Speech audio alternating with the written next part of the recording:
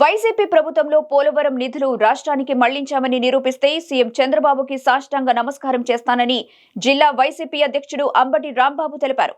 అబద్ధాలతో ప్రజల్ని మభ్యపెట్టలేరని, నిజం చెప్పే ధైర్యం చంద్రబాబుకి లేదని అన్నారు. కమిషన్ల కోసమే చంద్రబాబు తనకు సంబంధించిన కాంట్రాక్టర్లకు పోలవరం పనులను అప్పచెప్పారని, జగన్ హయాంలో నిబద్ధత నిజాయితీగా పోలవరం పనులను పూర్తి చేశామని వెల్లడించారు. వైఎస్ఆర్ కలల ప్రాజెక్టును చంద్రబాబు కలల ప్రాజెక్టుగా చెప్పుకోవడం సిగ్గుచేటని ఎద్దేవా చేశారు. జగన్మోహన్ రెడ్డి గారంట 5 సంవత్సరాల అధికారంలో ఉన్నప్పుడు పోలవరం నిధులను రాష్ట్ర ప్రభుత్వానికి మరలించారట. ఈ మాట మాట్లాడుతున్నాడు. పెద్ద మనిషి, అబద్ధాల్లో చాలా పెద్ద మనిషి, నిజాల్లో నాకన్నా చిన్న మనిషి. ఎందుకు చెప్తున్నానంటే, పోలవరం ప్రాజెక్టుకు కేటాయించినటువంటి నిధులను జగన్మోహన్ రెడ్డి గారు డైవర్ట్ చేశారు అనేటువంటి మాట మాట్లాడుతున్నారు. అయ్యా చంద్రబాబు నాయుడు గారు, ఈ విషయాన్ని మీరు నిరూపిస్తే నీకు సెల్యూట్ చేస్తా. సెల్యూట్ కాదు, సాష్టాంగ ప్రమాణం చేసి నీకు దండం పెడతా. ఎందుకంటున్నానంటే, ఇంత ఘాటుగా అసలు చంద్రబాబు నాయుడు గారు ఈ ప్రాజెక్ట్ ఎందుకు తీసుకున్నాడండి నాకు అర్థం కాలేదు. ఈ ప్రాజెక్ట్ ఎవరు నిర్మించాలి? ప్లీజ్ ఆలోచించండి ఆంధ్ర రాష్ట్ర ప్రజానీకం. ఇది ఆంధ్ర రాష్ట్ర ప్రజల చిరకాల కోరిక. ఒక విధంగా చెప్పాలంటే స్వప్నం.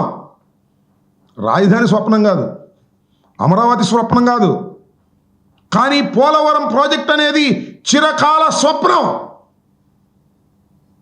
ఆ స్వప్నాన్ని ఈయనే తీర్చడానికి వచ్చినట్టుగా మాట్లాడతాడు. ఆయన ముఖ్యమంత్రిగా ఉన్నప్పుడు 10 సంవత్సరాలు 9 సంవత్సరాలు దీని గురించి ఆలోచించాలా. రాజశేఖర రెడ్డి గారు వచ్చి ఫౌండేషన్ స్టోన్ వేసి అన్ని పర్మిషన్స్ తీసుకొస్తే ఇవాళ అది నా కలల పంట అని కోసేస్తాడు సొరకాయలు వెళ్ళే. నేను అడుగుతా ఉన్న, రాష్ట్రం విడిపోయినప్పుడు కేంద్ర ప్రభుత్వం ఈ పోలవరం ప్రాజెక్టు మీ కల కాబట్టి హైదరాబాద్ను మీరు కోల్పోయిన పోలవరం ప్రాజెక్టును పూర్తి చేసి మీకు మేము ఇచ్చే బాధ్యత మాది, అనా పైసలతో సహా మాదే ఖర్చు అని చెప్పారే. ఏమండి చంద్రబాబు నాయుడు గారు, మీరు ఎందుకు తీసుకున్నారు? మీరు ఎందుకు కట్టాలనుకున్నారు? రాష్ట్ర ప్రభుత్వానికి ఏమి సంబంధం? కేంద్రం కదా కట్టవలసింది, ప్రతి పైసా కేంద్రమే కదా. నిర్వాసితులకు ఇచ్చేది R&R ప్యాకేజ్ కూడా కేంద్రమే కదా. మీరు ఎందుకు తీసుకున్నారు? 2016లో చంద్రబాబు నాయుడు గారు తీసుకున్నారు. ఎందుకు చెప్తున్నానంటే, ఫండ్స్ని మేము డైవర్ట్ చేసామని చెప్తున్న సందర్భంగా నేను చెప్పదలుచుకున్నా, ఇక్కడ అడగదలుచుకున్నా. అసలు ఏంటో షరతు తెలుసా? చంద్రబాబు నాయుడు గారు తీసుకున్న షరతు, ముందు రాష్ట్ర ప్రభుత్వం ఖర్చు పెట్టింది, వాళ్ళు రీఎంబర్స్మెంట్ ఇస్తారు. అంటే మనం ఒక 1000 కోట్లు ఖర్చు పెట్టామనుకోండి, ఈ 1000 కోట్లు కూడా లెక్క చూసి, అయ్యా మీరు ఖర్చు పెట్టి మన నిజమేను, మీ రాష్ట్ర ఖజానా నుంచి ఇదిగో ఈ 1000 కోట్లు తీసుకొని నేను ఇస్తారు.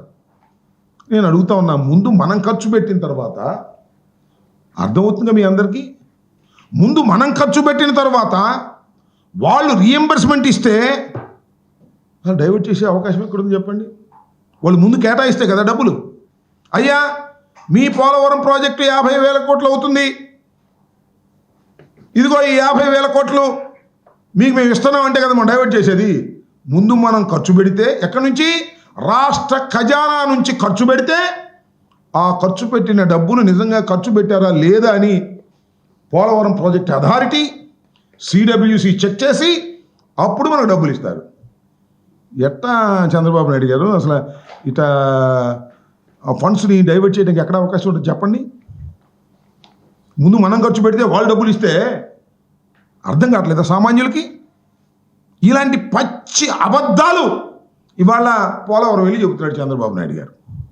నేను ఆ రోజున అడిగా, ఈ రోజున అడుగుతున్నా, సమాధానం చెప్పేటటువంటి పెద్ద మనిషి కాదు ఆయన. సమాధానం చెప్పకోకుండా తప్పుకుపోయేటటువంటి అతి చిన్న మనిషిగా నేను భావిస్తున్నాను. అదేమిటంటే, కేంద్రం నిర్మించవలసింది రాష్ట్రానికి ఏమి సంబంధం? ఒకటి. రెండో పాయింట్, ఇప్పుడండి మీరు కేంద్రం దగ్గర నుంచి ఒప్పించారు, మీరు 14లో అధికారంలోకి వచ్చారు, ప్రమాణం చేశారు, స్వీకారం తీసుకున్నారు, ముఖ్యమంత్రి అయ్యారు. ఎప్పుడు కేంద్ర ప్రభుత్వం అంగీకరించింది రాష్ట్ర ప్రభుత్వం అయ్యా నువ్వే కట్టుకోమని? 2016లో ఒప్పుకుంది. ఎందుకు ఒప్పుకుంది?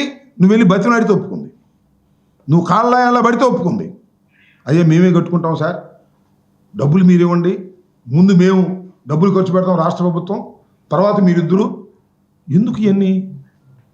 నీ సొంత కాంట్రాక్టుదారులకు దోచి పెడదామని తప్ప ఏమన్నా ఉందా అని అడుగుతా ఉన్నా.